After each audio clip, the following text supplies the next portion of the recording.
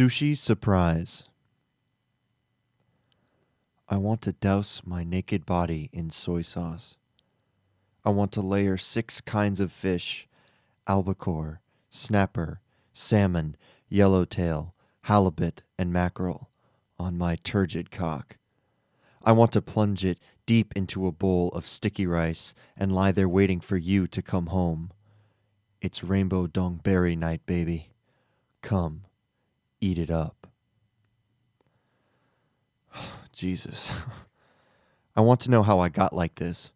Walking through Shanghai's fish market, lowing obscene sex acts into my cell phone. I want to know why every time I walk by a sushi counter, I begin to mess. I want to know why I spend hours in the Japanese supermarket thinking how well different seaweed seasonings mix with lube. I guess it all started on Burger Monday, that great Shanghai sacrament of American gluttony where 2-for-1 burgers are on offer across the city. I go every week with my friends. There's a crew of us, all guys. We get together and talk dirty. Anything goes. One Burger Monday, my friend Hal told me he had this great idea. He was going to start a naked sushi bar in Shanghai. You know, the ones where they serve sushi on naked women and you try not to ogle as you slurp down your salmon sashimi. God. Nigiri nipples. Maki memories. Bento boxed breasts. Tobiko tits. Yours, darling, yours. I remember the first time I had them. I thought that Hal was just scheming idly, but he wasn't. The damn guy went straight to the Ginza during one of his business trips and recruited some guy with a lifetime of experience in naked sushi. Many Burger Mondays later, Hal invites me to the soft opening in a loft off some dark French concession lane. I was nervous going over, not only because I had this sneaking suspicion the cops might raid the place, but also because I was full of a strange anticipation.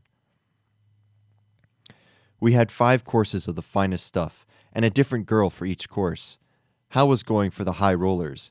He said our meal would retail for 2,000 RMB per person, and that was only to start. It was delicious, and the girls were stunning, but nonetheless I was incredibly let down. It's not because the girls weren't totally naked. They weren't.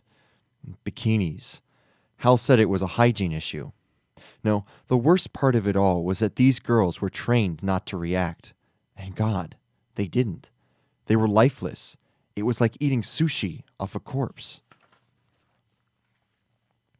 After the final course, it must have been the sake or something, but she said she wanted to try it. She, a voluptuous Caucasian wench. A friend of a friend of a friend. Stunning even in her red dress, she slipped out of it into her skivvies, black and lacy. She lay there on the table as we ordered another round of sashimi for all 20 of us to eat off of her. Your raven black hair, crystal blue eyes, and porcelain skin next to bright orange salmon flesh. Since the first time I saw it on you, I knew I would eat it off anywhere on your body, out of any orifice. Oh, you leave me wild and raw.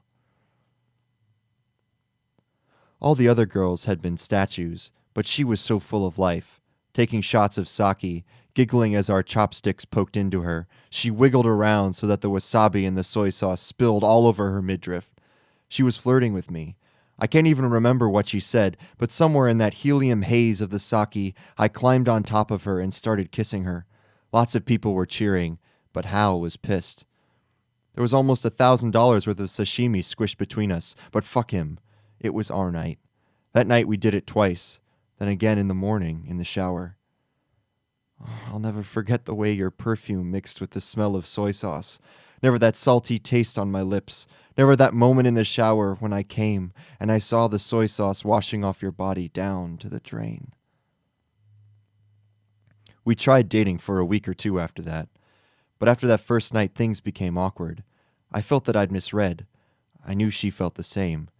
We scheduled the "we need to talk" date at a sushi bar, and I showed up dejected and depressed. Still, the light, sour smell of the vinegared rice sparked something between us, the thing that we had known on that night. Next thing I knew, we were in the bathroom making wild, passionate love, clothes on, through my fly and up her skirt while I rested an avocado tuna tamaki in her cleavage, gnawing at it and sharing it with her, our faces becoming rice-flecked visages of lust. After that, we ordered in. Those first few months, I must have spent 50,000 RMB on sushi dinners for us alone. I was eating into my savings, literally, but I didn't care. We were in bliss. I've never felt so close to anyone. Oh, remember the time that we did lines of fresh mulled wasabi off my couch, crying, coughing, and gasping for air as we simultaneously filleted each other?